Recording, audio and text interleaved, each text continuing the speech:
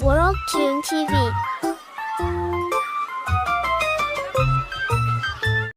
बिरजू एक शुद्ध शाकाहारी ढाबा चलाता था। पहले वो ढाबा उसके पिता मोहन चलाते थे और बहुत सारे लोग ढाबे पर खाने के लिए आते थे।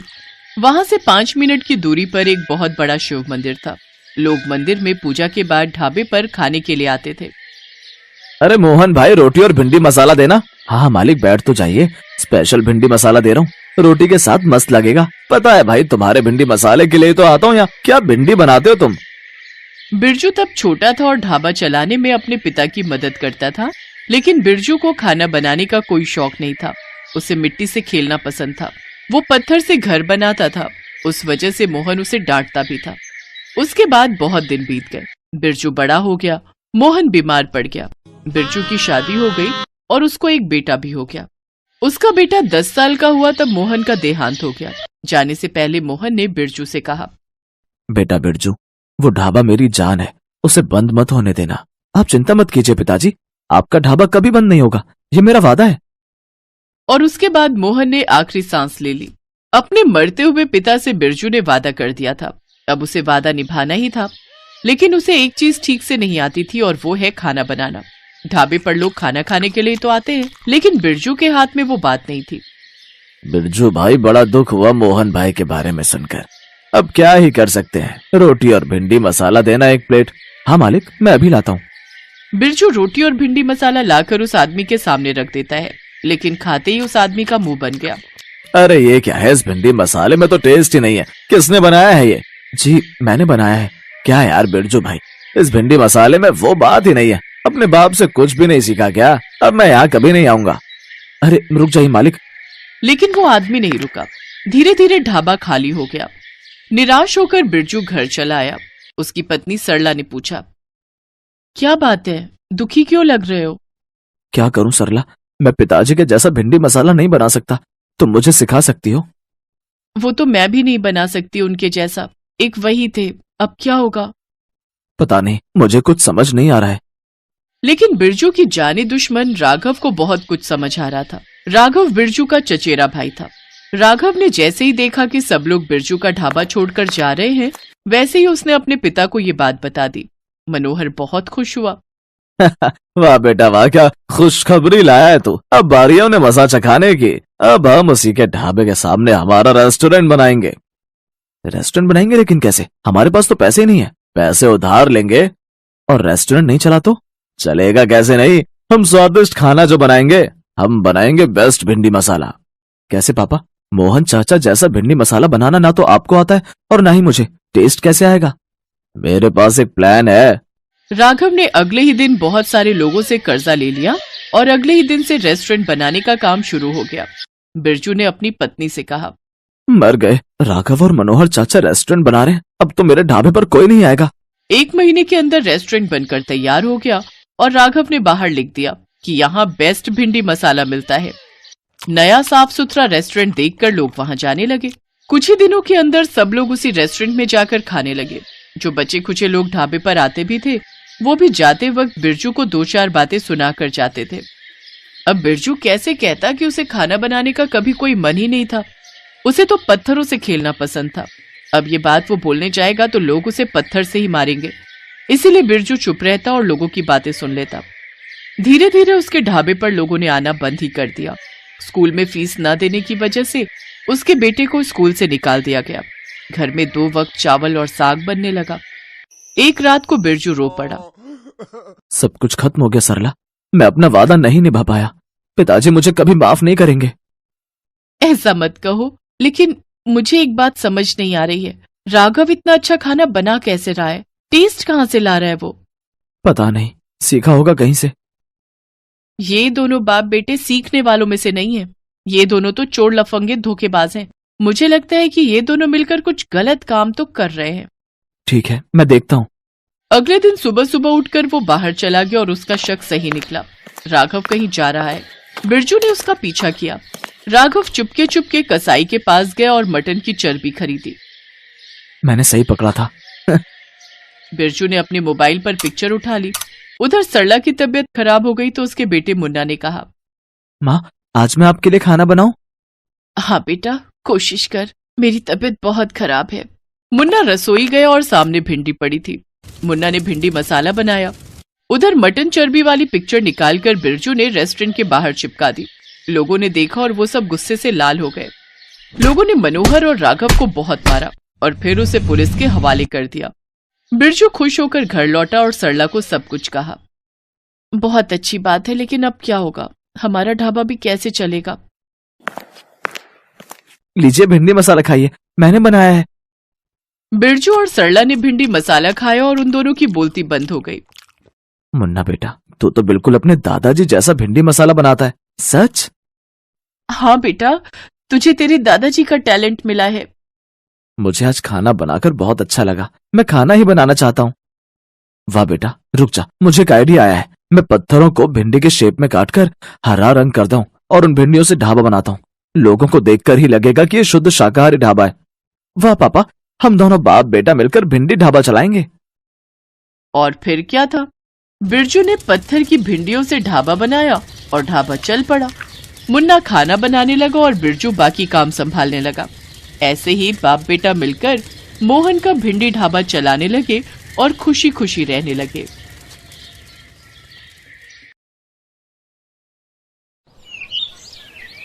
ये कहानी है सरिता की, जो एक छोटे से गांव में अपने पति केशव और 4 साल के बेटे बंटी के साथ रहती थी। अरे सुनती हो?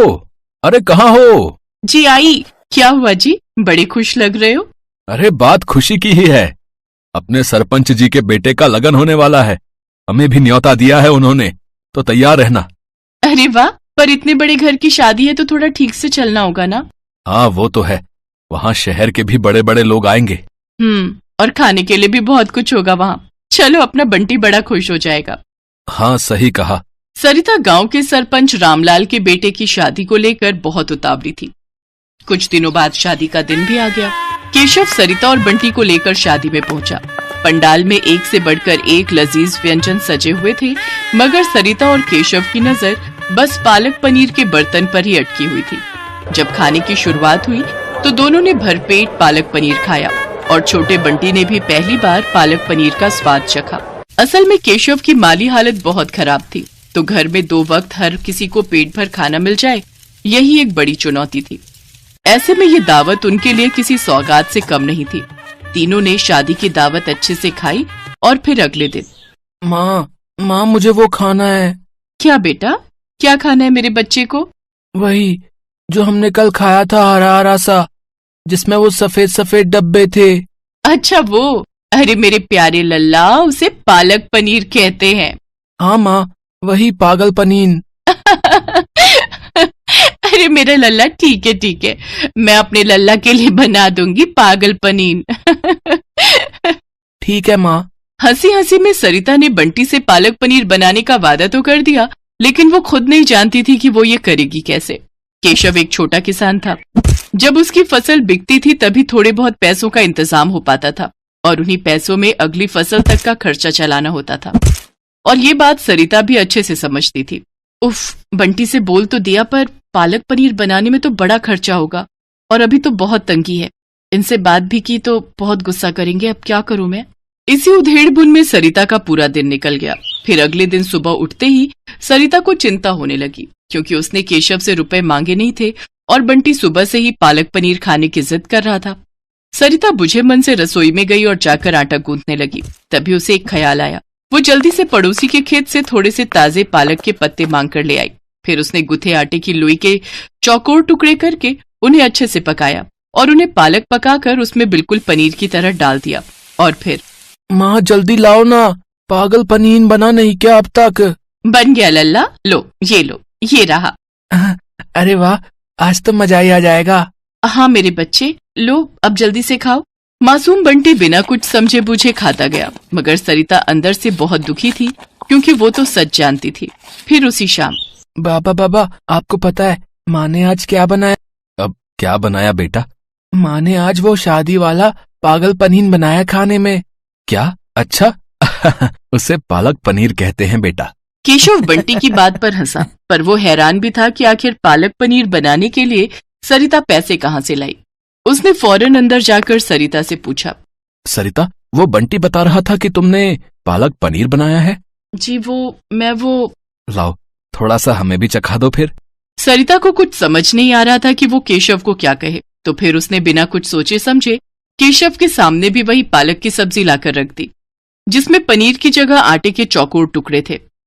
पहला निवाला खाते ही केशव को सारी बात समझ में आ गई। उसने कुछ नहीं कहा, लेकिन जब उसने सरिता की तरफ देखा तो उसकी आंखों में आंसू थे। केशव ने उसी वक्त खाना छोड़ा और घर से बाहर निकल गया। केशव के इस तरह के बर्ताव से सरिता और ज्यादा डर गई, वो और रोने लगी। फिर कुछ देर बाद केशव घर वापस आया तो उसके हाथों में एक थैला था। बंटी, ओ बंटी, जल्दी से बता, शाम को मेरा बेटा क्या खाएगा? मैं तो वही खाऊंगा, माँ ने बनाया है ना, वो पागल। हाँ, समझ गया। चलो अब हम सब मिलकर असली वाला पालक पनीर बनाएंगे। केशव के हाथों में पनीर, क्रीम और बाकी मसाले थे जो उसने मुस्कुराते हुए सरिता को थमा दिए। वो सारा सामान उधार लेकर आया था। उस दिन सरिता ने भी पूरी मेहनत और सावधानी के साथ पालक पनीर बनाया। जब तक पालक पनीर बनकर तैयार हुआ तो केशव और बंटी वहीं रसोई में बैठे सरिता को बड़े ध्यान से देखते रहे। और फिर जैसे ही सरिता ने असली पनीर के साथ पालक पनीर उन दोनों को परोसा तो दोनों के चेहरे खिल गए। पहला निवाला खाते ही बंटी सीधा जाकर अपनी माँ के गले लग गया। ये वाला पागल पनीर तो शादी वाले से भी बहुत अच्छा है माँ। सच में सरिता, बंटी बिल्कुल सही बोल रहा है। तुमने तो कमाल कर दिया। अब मुझे लगता है अब तुम्हारा ये पालक पनीर ही हमारी किस्मत पलटेगा। जी मैं कुछ समझी नहीं, आप कहना क्या चाहते हो? देखो, मैं कई दिनों से खेती छोड़कर एक ढाबा खोलने के बारे में सोच रहा था। खेती की जमीन तो है ही अपने पास, उसी में एक छोटा सा ढाबा चलाने के बारे में सोच रहा था। लेकिन बस ये नहीं समझ पा रहा था कि अच्छा खाना बनेगा कैसे, जो लोगों को पसंद भी आए और खाना बनाने के लिए किसी को मजदूरी भी ना देनी पड़े। लेकिन अब सब समझ में आ गया है। तुम चलाओगी ढाबा और मैं और बंटी करेंगे तुम्हारी मदद। केशव की बात सुनकर सरिता की आंखों में खुशी के आंसू आ गए। उसे खाना बनाने का हमेशा से शौक था, लेकिन पैसों की कमी के चलते वो इस शौक को कभी आगे नहीं बढ़ा पाए। लेकिन अब उसका ये शौक उनकी कमाई का जरिया बनने वाला था, तो सरिता भी पूरी तरह से तैयार थी। अगले ही दिन से केशव ने बांस बल्लियों की मदद से ढाबा बनाना शुरू कर दिया और पूरे एक हफ्ते की मेहनत के बाद सरिता का पालक पनीर ढाबा बनकर तैयार हो गया। शुरुआत के लिए केशव को थोड़े पैसे कर्ज पर लेने पड़े, लेकिन फिर सरिता की मेहनत और लगन ने वो कर दिखाया जिसकी केशव ने उससे उम्मीद लगाई थी। यूं तो सरिता ढाबे के लिए खाने के लिए कई चीजें बनाती थी, लेकिन उसका बनाया पालक पनीर ही सबसे ज्यादा लोगों के सिर चढ़कर बोल रहा था। भाई वाह, मजा ही आ गया भाई। भैया, पालक पनीर में इससे पहले ऐसा स्वाद नहीं आया, बता रहे। गजब बना भैया, गजब, कसम से। किसने बनाया वैसे? कोई खास कारीगर है क्या आपके पास? है? जी हाँ, है ना।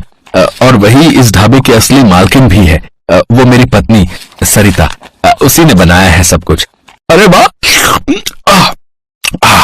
ये तो बहुत बढ़िया बात है भैया। तो फिर ठीक है, देखो भैया, अगले महीने मेरे घर में दावत है, तो दावत के खाने का पूरा ऑर्डर आपका है। बस इतना बताओ कि एडवांस कितना देना है। अरे आपका बहुत बहुत शुक्रिया साहब, लेकिन खाने में क्या क्या बनाना है पहले ये तो बताइए। भाई, अपनी तो एक ही डिमांड है, बिल्कुल ऐसा ही पालक पनीर है, बाकी सब आप देख लेना। करीब 250 लोगों की दावत है। और हाँ, एक बात और, ये दावत निपटा लो, फिर एक काम और है आपसे। जी वो क्या? मेरा बेटा इंटरनेट पर हुनरमंद लोगों की वीडियोस बनाकर डालता है। हाँ, और मुझे पूरा विश्वास है कि आपका ढाबे का वीडियो इंटरनेट पर धमाल मचा देगा। सरिता के बनाए पालक पनीर और उसके ढाबे को अब पहचान मिलने जा रही थी। केशव और सरिता बहुत खुश थे, लेकिन सबसे ज्यादा खुश था बंटी। आखिर हर रोज उसका मनपसंद पागल पनीर जो खाने को मिल रहा था।